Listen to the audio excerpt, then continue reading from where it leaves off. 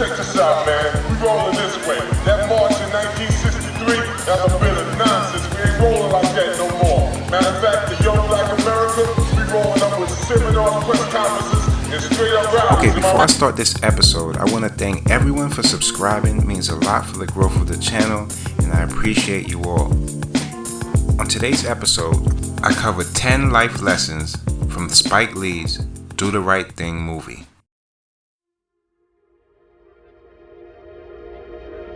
Do the Right Thing has been hailed as one of the greatest and most influential films of the hip-hop generation and in the history of cinema.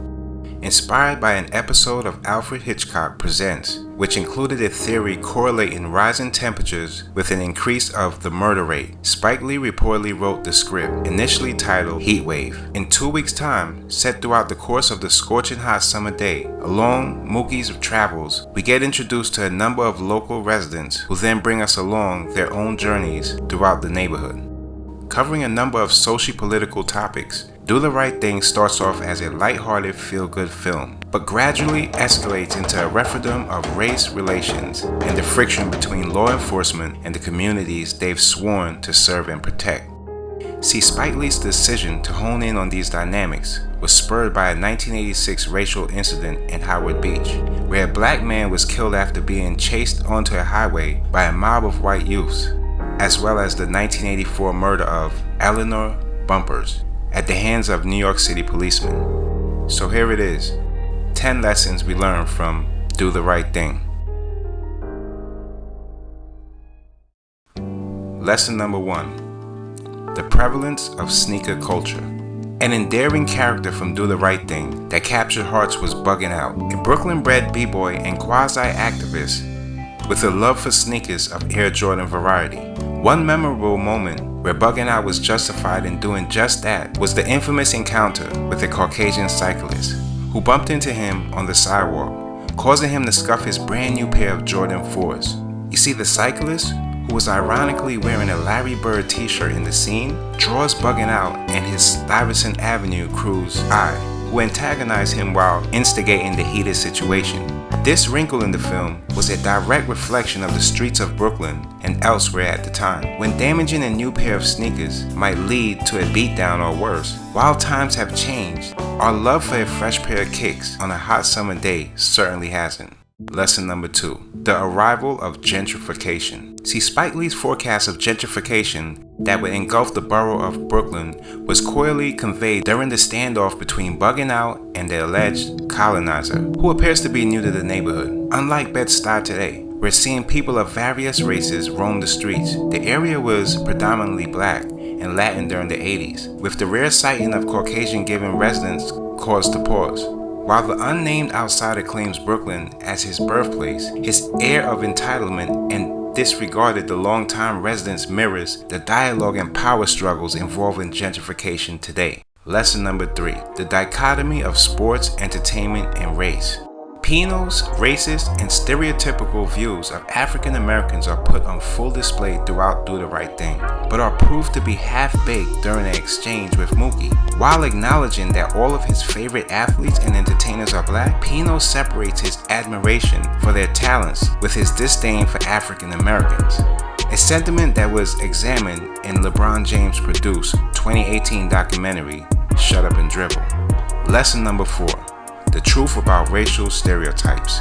See, the racial antagonist in Do the Right Thing may be the Caucasian and Italian American descent, but the film also fixates on the universal stereotypes that many races and ethnic groups have on one another. A portion of the movie examines this dynamic, as various characters of different backgrounds spew a litany of racial and ethnic slurs into the camera with self-assurance. Now, the Love Daddy, played by Samuel Jackson, cuts through the madness to insist that cooler heads prevail, but the sentiment that prejudice, stereotypes, and slurs, no matter how minuscule, are prevalent across the board. Lesson number 5, the power of love and hate. The topic of love and hate gets contextualized by Radio Raheem, the neighborhood blastmaster, with a cordial yet imposing aura, sporting a pair of gold-plated 4-finger rings before running off to Sal's Pizza to get a slice. Raheem breaks down the story of left hand, right hand, to illustrate the balance of life, in which love and hate are in a constant power struggle. The moral of the story is that love conquers all and is the common thread that connects black people in Brooklyn and the world as a whole. Lesson number 6, the power of the booming system. One constant throughout Do the Right Thing is the presence of Fight the Power, Public Enemy's contribution to the soundtrack and the theme song for the movie. It is also a microcosm of the importance of the booming system in the urban communities. During the 80s, the boombox was essential to creating the ambience of the neighborhood, particularly in the summer, when the songs and the sounds coming out of the speakers served as a soundtrack for the season. While the evolution of technology has caused portable speakers and smartphones to replace the boombox, the sound of music just playing from countless avenues and boulevards is proof that Radio Raheem's own ghetto blaster continues to live in spirit. Lesson number 7, the drama a heat wave creates. Set during the hottest day of the summer in New York City, Do the Right Thing captures the experience that is braving a heat wave, which is not for the faint of heart. Open fire hydrants, cold cloths, ice cubes, and other cooling agents are used to help alleviate the heat and humidity and create moments of joy, but are little match for the beaming sun rays descending upon Bed-Stuy. See, this manifests itself in the form of short tempers, which flare up through the film in a number of instances and on various levels. Lesson number 8, persistence is key. The overarching socio-political themes of the film powers the conversation around it, but the underlying romances between key characters in Do the Right Thing add its rich fabric. Mookie, who is in the midst of the hot and cold relationship with mother of his child, Tina, played by Rosie Perez, appears to put his responsibilities as a father on the back burner as he attempts to get his life and financial situation back on track. However, the love between the two is evident as they play a game of cat and mouse that involves ice cubes. See, these two scenarios are a reminder that persistence is key when it comes to courtship with the potential significant other. Lesson number 9, the intensity of black rage.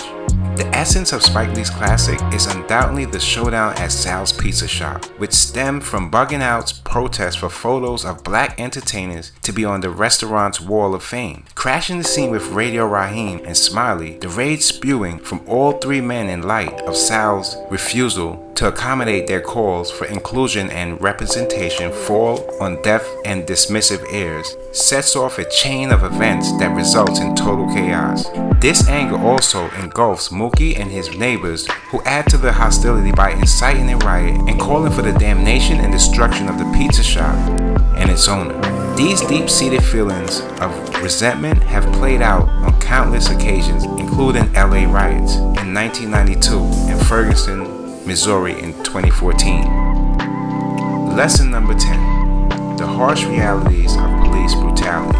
While the oppression law enforcement directed towards minorities has been in play for centuries, police brutally became a hot button during the 80s, as various creatives from the black and Latino communities addressed the issue through their art. The murder of Radio Raheem at the hands of police has gone down as one of the tragic moments in modern cinema and brought awareness of the divide between law enforcement and urban communities. However, it also reflects how so little changed as young black men continue to be slain in cold blood without probable cause, and the cops involved continue to avoid fully paying the price for their actions in many instances. The 10 life lessons from Spike Lee's Do the Right Thing.